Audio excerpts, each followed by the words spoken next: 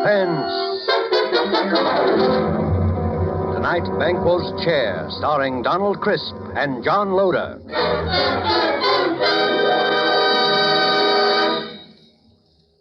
Suspense is presented for your enjoyment by Roma Wines. That's Roma, Roma Wines. Those excellent California wines that can add so much pleasantness to the way you live, to your happiness in entertaining guests, to your enjoyment of everyday meals. Yes, right now a glassful would be very pleasant, as Roma Wines bring you Suspense. This is the Man in Black, here to introduce this weekly half hour of Suspense. This evening, Roma Wines bring you as stars two distinguished gentlemen from the Hollywood sound stages, Donald Crisp and John Loder. Mr. Crisp and Mr. Loder are here to enact for us a strange and startling drama in which they, in the interests of justice, made use of an unusual method to wring a confession of guilt from a criminal. But before we raise the curtain on Rupert Croft Cook's story, Banquo's Chair, which is tonight's study in suspense, here is a message from your host. Let us picture a scene beneath a radiant Caribbean moon at the fashionable Hotel Nacional de Cuba in Havana. An American dinner guest has just raised his glass in a toast to Havana, its traditions, its beauty, the superb dinner, the wine. His Cuban host replies, "True, the traditions, the scenery, and the food you enjoy, they are Cuban. But the wine of which you speak so highly, that is of your country. It is the famed Roma wine, made in your own California." Yes, it may surprise you that California produces Roma wines of such uniformly superb quality that they are imported by many foreign countries. But millions of Americans do know and enjoy the excellence of Roma wines daily, with meals and when entertaining. These millions have made Roma America's largest selling wines. They know, too, that Roma wines are amazingly inexpensive, only pennies a glass, for wines of such distinguished character. That's because here in America you pay no high import duty, no expensive shipping charges for Roma, wines that combine age-old winemaking skill with modern testing and quality control. So ask for Roma, Roma wines, made in California for enjoyment throughout the world. And now with Banquo's Chair, and with the performances of Donald Crisp as Sir William Brent and John Loder as Arthur Grange, Sir William's friend who relates the story to us, we again hope to keep you in suspense.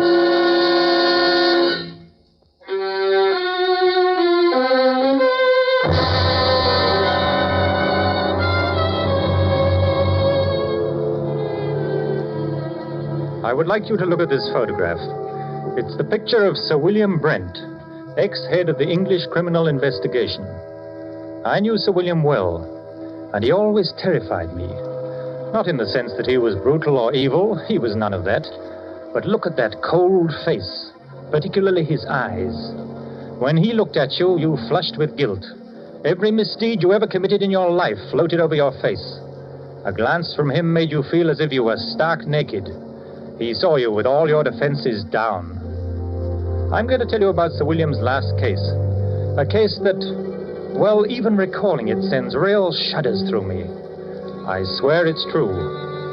I wish I never had, but I saw it with my own eyes. I witnessed it in all its dreadful details. One night about 11 in the evening at the club, a boy came up to me. Telegram for you, sir. I ripped open the envelope and read the telegram. "Dear Arthur, will you come and dine with me at Turret House, Sydenham on Thursday? There will be several guests, and I think I can promise you an unforgettable evening. Signed, William Brent." I was annoyed. I don't like to receive telegrams so late in the evening. And Sir William could easily have phoned, unless he didn't want to go into details with me. I decided to phone him.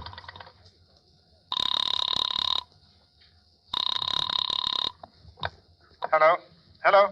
This is Arthur Grange calling. Yes, I know. Did you receive my telegram? Yes, Sir William. What's all the mystery about? I'll tell you about that on Thursday. Are you coming?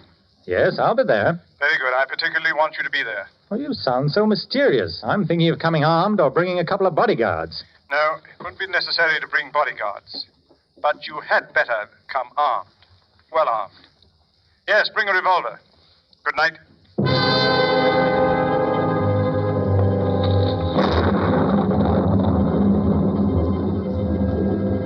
Early Thursday evening, I made my way to Turret House.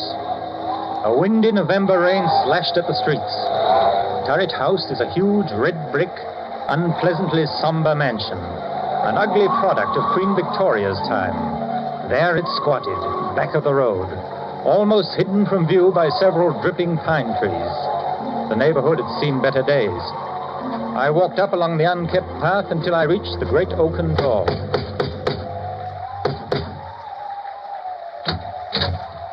Good evening, Mr. Grange. I was waiting for you. Hello, Lane. Nasty night, sir, isn't it? It's not much warmer in here. There's a fire in the dining room, sir. Good. Whatever made Sir William move into this drafty dungeon? Oh, we haven't moved in, sir. It's only temporary. Sir William just rented it. We still live in the West End. Oh, I see. Have any of the other guests arrived? Yes, Mr. Grange. Miss Stone is here. Oh, hello there. Oh, you must be Roberta Stone, the mystery writer. I'm Arthur Grange. How do you do, Miss Grange? I've read all of your stories, Miss Stone, and enjoyed them tremendously. Oh, that's very nice of you. Thank you so much. Listen, just what's going on here tonight? I don't know. Sir William sounded awfully mysterious. Didn't he, though? He told me to come armed. He told me the same thing. Here's my gun. I must admit, I've never fired it in my life. It scares me to death. Why do you suppose he picked a spot like this to give a dinner party? Oh, it's the scene of the crime. Huh? What crime? Murder. A particularly unpleasant one. Really? I must say the murderer couldn't have picked a more ideal setting. Well, good evening, Roberta. Arthur. Hello. I'm glad you're both on time. Hello, Sir William. Nice apartment you have here. A sort of mausoleum and dining room combined. You're a bit afraid, aren't you? Of course not. Why should I be? Your eyes give you away. What's all this about? You invite us to this God-forsaken damp dungeon and tell us to come armed? Now, don't be upset, Arthur. It's only a precaution. Who's the other guest, Sir William? Well, there are two more guests. But first, I'll tell you all about it. Lane, will you serve the drinks? Yes, Sir William. Now, I'll tell you what's going to happen tonight. This house, Turret House, was the scene of the Sydenham murder, a very famous case. Yes, of course, I remember it. That's right. No offense, old man, but wasn't it the only case you never solved? Arthur, I solved the Sydenham case, but I couldn't bring the criminal to justice because of insufficient evidence. You mean you knew who the murderer was? Yes, of course. It was the nephew. The nephew? Then why in the world didn't you put him in... Because the nephew had an absolute and unimpeachable alibi. To have arrested him would have meant a waste of time and money. And a release in the end. Besides, according to English law, a man acquitted can never be arrested again on the same murder charge. The nephew, John Bedford, will be here to dine with us. And, oh yes, the victim, Miss Ferguson. What? Hey, wait. Do you mean Miss Ferguson wasn't actually murdered? Miss Ferguson is quite dead. Has been dead these 2 years. You mean you're going to have the body of Miss Ferguson here while we eat? Well, this promises to be a very gay dinner.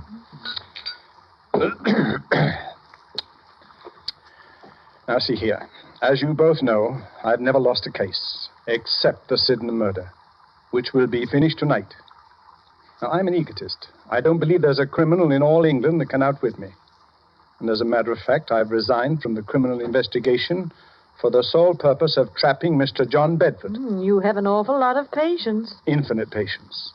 I devoted 2 years to this case, and now that my moment of triumph has arrived, I wanted to have some witnesses.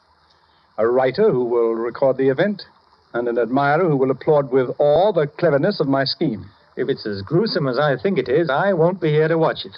Oh, I think you will.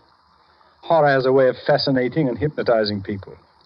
Besides, Arthur, you'd be ashamed to run out now? Oh, I'll stay, of course. So will I. Oh, good. Now, before I tell you my scheme, let me first acquaint you with the details of the murder.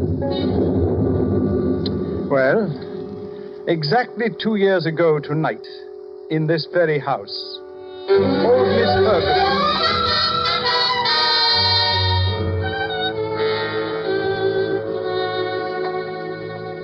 Hilda, where are you? Oh, where is that foolish maid? Yes, Miss Ferguson. Why don't you answer when I call? Well, I was in the kitchen, Mum. It's after 10 o'clock. You should be on your way home. Well, I was just about to leave. Has my nephew called? No, Mum. Mr. Bedford hasn't called since yesterday. I told him he couldn't come in, just like you said. I don't ever want to see him again. He's no good. He's an evil man who will come to an evil end.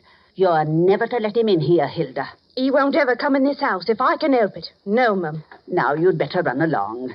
And make sure all the doors are bolted. Yes, Mum. I'll change my will. Won't leave him a penny, I won't. Good night, Miss Ferguson. Oh, good night, Hilda. Good night. Who does he think he is? In the morning, I'll change the will. That's what I... Who's there? Who is it? It's I, Aunt Martha. Your own affectionate nephew. What are you doing in my house? You're not at all pleased to see me. Your only living relative, too. I'd like you to leave at once, or I'll call the police. I'd rather not, Auntie. I want to have a talk with you. You don't want to talk to me. All you want is money. Yes, Auntie. I want money, and lots of it. You've got all the money you'll ever get out of me. You won't even get a penny after I die. I'll see to that. Perhaps you'll appreciate the value of money after you've worked for it. Why are you wearing gloves? I've made up my mind, Auntie. What are you doing? Keep away. You're an old woman, Auntie. All that money is no good for you. You can't ever use it. I'm young. Money means life to me, a rich and gay life. You're old, Auntie, and you're going to die soon anyway. No, it can't be. You're not going to do that. Yes, Auntie, I am. Oh. You don't want to live anyway, Auntie. You're lonely, sick, and old. I'm doing you a favor. Nobody can hear you, Auntie. I'm your heir. Your only heir, Auntie. Your next of kin. The estate is going to be mine, Auntie. All of it.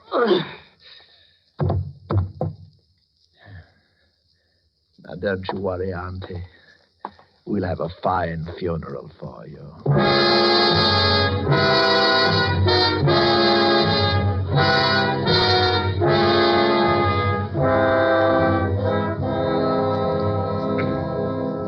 Yes, that's pretty much the way old Mrs. Ferguson was murdered. Hilda found the body the next morning. I immediately went to work on the case. All the evidence pointed to John Bedford. Everyone believed he committed the crime. He almost admitted it himself. I had him brought into my office for questioning. Well, how do you do, Sir William? Cigarette? Thank you. Well, how does it feel to kill your own aunt? May I have a light, please? Yes, of course. Thank you. I wouldn't know, Sir William. You see, I never killed anyone. Have you? I have, Mr. Bedford. I've sent quite a few to the gallows. So I understand. What was your relationship to Miss Ferguson? She was my aunt. Well, don't be flippant. Well, to tell you the truth, sir, my aunt didn't like me. She thought I was a spendthrift and a useless parasite, and she was quite right. Now, I believe it's customary to ask the accused his whereabouts on the night of the crime. Yes, it is. And won't you tell me? In jail. I had a little too much and got into a bit of a tiff with someone. That's quite an alibi. Oh, quite a fact. It was hardly possible for me to be in jail and kill my aunt at the same time. Unless, of course, my aunt came into my cell and allowed me to murder her, after which she walked back to Turret House as a ghost, dragging her body behind her. Hardly possible. Don't you think you ought to check my story? I already have. You've done a very skillful job. Too bad you couldn't use your talents for something constructive. Well, then, why don't you arrest me, Sir William? No, Mr. Bedford. I have time. Plenty of time. Well, you'd better work fast. By the time you get around to me, I'll have spent all of my aunt's beautiful money. It's not the money we're after. It's you and your beautiful life. Good day, Mr. Bedford.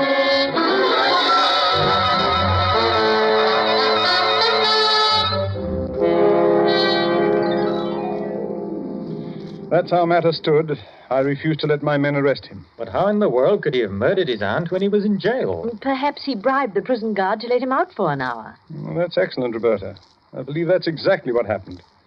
Unfortunately, the guard died of pneumonia soon afterwards, which left us no further source of evidence. As far as I can see, Sir William, you haven't a leg to stand on. You're quite right, Arthur. I haven't. Except that every man, particularly a criminal, has an Achilles heel. I discovered John Bedford's weakness. Sounds like I'm going to have a good story. What is it? He's very superstitious. Well, how did you learn that? I've never suffered a defeat in my life.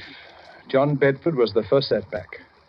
Here was a clever, calloused criminal who laughed at me. No one had ever done that before. Bedford knew I could do him no harm, and he made the most of it. Carefully and patiently, I thought it over. I looked upon Bedford as you would look upon a Chinese puzzle. There is no such thing as an impregnable defense. A few months later, I went to visit Bedford.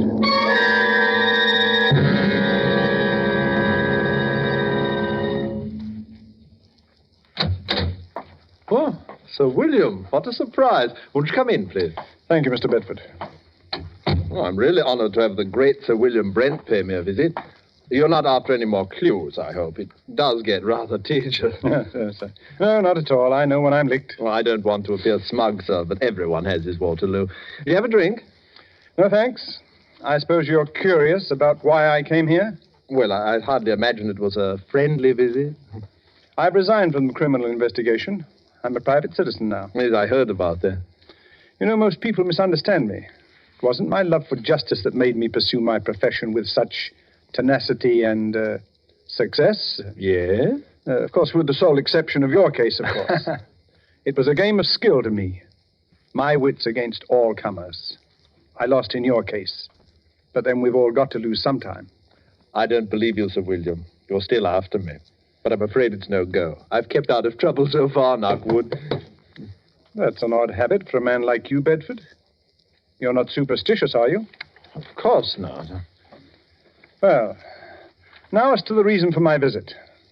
I noticed in the papers that you're looking for a tenant for Turret House. Why, yes, I am. I'd like to rent it. Well, the scene of the crime, eh? Well, of course, why not? There's no harm in it. As a matter of fact, I'll let you have it very cheaply.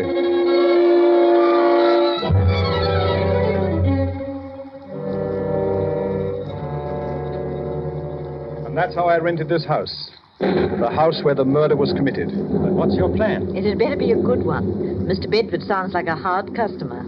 Yes, it's a strange plan, but an effective one. I saw Bedford frequently. Our acquaintance blossomed into a kind of friendship. An armed friendship, of course. He knew I was out to get him, and I wanted him to know that. He's vain, very vain, and this game intrigued him. I also learned he's a very superstitious. Tonight is the anniversary of the murder, and tonight Mr. Bedford dines with us at 8 o'clock. It's nearly 8 now. Now, this is the plan. You know May Wakefield, of course. Naturally, the Shakespearean actress. That's right. Now, during dinner, Miss Wakefield will enter the room in the precise likeness of Miss Ferguson, the murdered woman. We, of course, will pretend not to see her. We remain outwardly unconscious of her. Only Bedford will be aware of her presence. I believe Bedford will confess. But this is the anniversary. I'd imagine you'd keep away on this night. He's giddy with success. And also the fact that Roberta Stone, the famous writer, is here with us. Tweaks his vanity. He'll be here, and promptly. I don't like this. Well, this is just like one of your stories. It doesn't become you to be frightened. Well, I won't run away. Now, there's one more thing. During dinner, the electric lights will be switched off at the main, and candles will be lit. We must have the correct atmosphere. You understand now? You are not to see May Wakefield. She doesn't exist for us. Is that clear? Well, I'll look right through her. Oh, it gives me the creeps. Ha! That's Bedford. The appearance of John Bedford suddenly made the whole scene grimly real. He was a tall, well-built man in his late 30s, immaculately dressed and perfectly groomed. At first sight, his face seemed pleasant enough, but on closer scrutiny, his gray eyes were hard and cold. He looked all of us over with arrogance and superiority. I heartily wished I was elsewhere. This was one scene I had no desire to witness. After the introductions were over, we sat down to dinner. Is it still nasty outside, Mr. Bedford? Oh, getting worse. Looks like we're in for a few days of this. It's too bad. I was going to do some riding tomorrow. The soup is excellent. Oh, yes, yes, indeed. Your cook should be congratulated, sir. The soup is a masterpiece. Poor Alice. She's been my cook for 20 years, but she's given me notice. Absolutely refuses to stay here. Says this house is haunted. Roberta, you might make an interesting story for you. You might speak to her. Oh, really? Alice swears that she's seen the figure of an elderly lady with finger marks on her throat walking about the house. Come now, Sir William. This is too good. Such an obvious attempt to frighten me. Sir William is convinced that I murdered my aunt. Now, please, Sir William, a little more subtlety. Surely I deserve it, huh? Perhaps the cook did see the figure. Oh. It might interest you to know, Mr. Bedford, that I don't believe in ghosts. And I'm sure my cook never saw this elderly figure. It's all in her mind. I am afraid your little attempt didn't work, sir, but I must admit your graceful admission of its failure. Yes, I suppose I'd better give up, shouldn't I? Oh, no, never give up. If at first you don't succeed, you know. Do you live very far from here, Mr. Bedford? Thank you, Miss Stone. There's really no need to change the topic. I hope you find this game as amusing as I do. I'm sorry, Mr. Bedford, but this isn't my idea of pleasant dinner conversation. Well, we'll talk of pleasant things then, eh? I saw a very exciting play last night. Excuse me a moment. It's really fearfully hot in here. Do you mind if we get a little air, sir? Oh, I'm sorry. It is rather warm. Lane, open the windows, please. Yes, sir. What terrible weather. I don't know how we'll ever get home in It's a this. bad month of the year. I had intended to go to the Riviera for the season, but you... Lane, what on earth is wrong with the lights? I don't know, sir. Well, don't stand there. Light the candles. We can't sit here in the darkness. And get the chauffeur. He knows something about the electric lights. I'll call the chauffeur right away, sir. Yes, I'm terribly sorry about this. We've had trouble with the wiring before.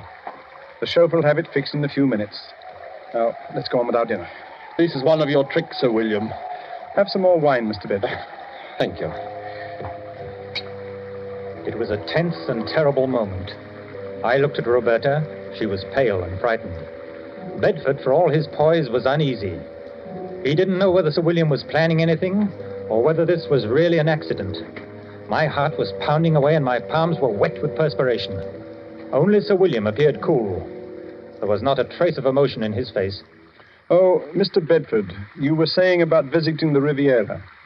It's quite a change from England at this time of year. Well, I suppose I'll make the trip next month, but I... What's the matter, Mr. Bedford? Nothing at all. I wish we could have some lights. Rather difficult to see. Yes, I'm terribly sorry it has had to happen just at dinner. Have a little more wine, Mr. Bedford. Oh, yes, thank you. The figure of a woman had entered the room. She had come in silently, like a ghost. We all saw her, but not one of us moved or made a sign of recognition. In the dim candlelight, she looked ghostly and unreal. Bedford looked at all of us to see if we had also seen the figure before his eyes. But we ate our dinner grimly. He looked again, then shook his head and gulped more wine. Don't any of you see anything? See what, Mr. Bedford? There's another one of your tricks. Can't any of you see her? What's got into you, Bedford? It's my aunt. My aunt. Your aunt's dead, Mr. Bedford. You're not seeing ghosts, I hope. Maybe I had to. She's coming toward me. Now, calm yourself. I've never seen you like this. There's no one else here. Do you see anyone, Roberta? No. No, Sir William. I don't either. Let me out of here. I can't make you out, Bedford. There's no one here. My nephew, you're not wearing gloves today, John. She's real. Can't any of you see her? Can't you hear her? What's come over you, Bedford? I'm leaving here. She's at the door. She won't let me out. I'm an old woman. Money is no good for me. I'm lonely, John. I'm lonely. Let me by, Aunt Martha, out of my way. There's no one in your way, Bedford. Please sit down. Get away from that door. I'll murder you again. You hear that, Mother? I'll murder you again, you old witch. I'll murder you again. Got him. All right.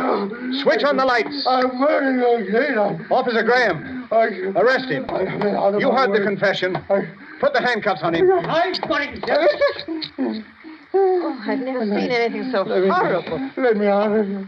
Well, Bedford, it seems that I've finally caught up with you. I'll kill her again. I'll kill her again. That wasn't your aunt.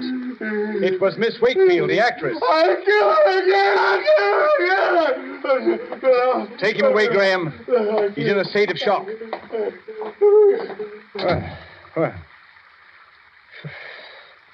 Well, shall we continue with our dinner?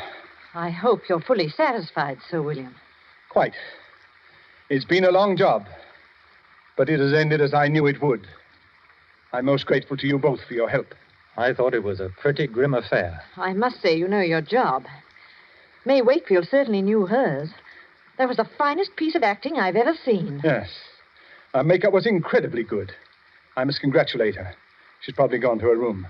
Oh, Elaine. Yes, sir. Please call Miss Wakefield. Miss Wakefield, sir? Yes, the lady who's been assisting us this evening. I haven't seen her, sir. But I look for her, sir. Yes, we'll tell her to come down and join us. We have a fine dinner waiting for her. Oh, excuse me, sir, but this telegram came a little while ago. I didn't want to disturb you during dinner. Let me have it.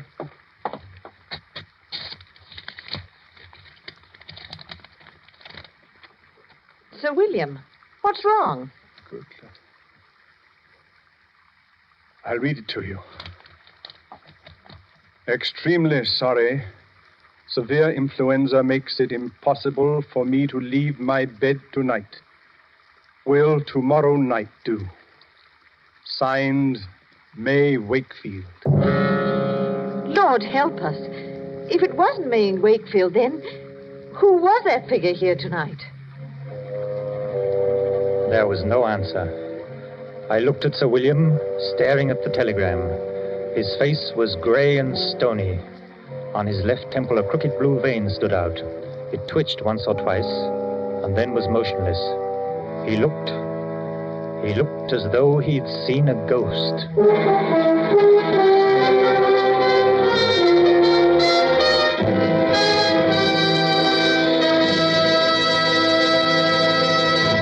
And so closes Banquo's Chair, starring Donald Crisp and John Loder. Tonight's tale of Suspense. Suspense is produced and directed by William Spear. Have you discovered, as thousands have, how much Roma wines add to the enjoyment of your meals?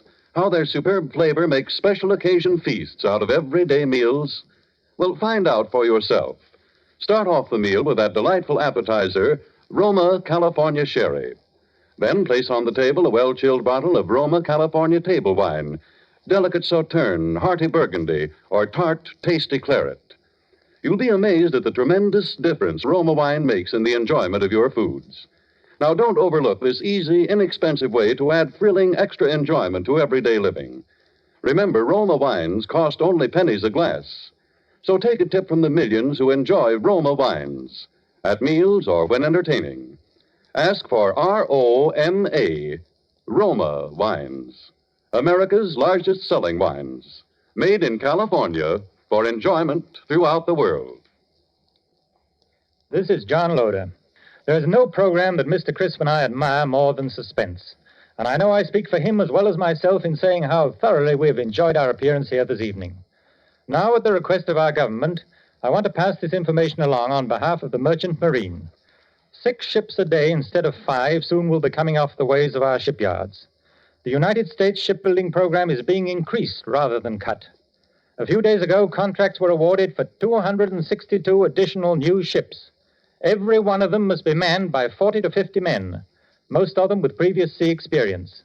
The longer Pacific distances and expanding supply problems on every front will call for the continuous employment of large numbers of men and ships until Japan is totally defeated. The universal demand for a strong post-war merchant marine makes post-war opportunities in these jobs fully as great as in any American industry today. Next Thursday, same time, you will hear Mr. Charles Lawton as star of Suspense. Presented by the Roma Wine Company of Fresno, California. Roma Wines, R-O-M-A. Made in California for enjoyment throughout the world. This is CBS, the Columbia Broadcasting System.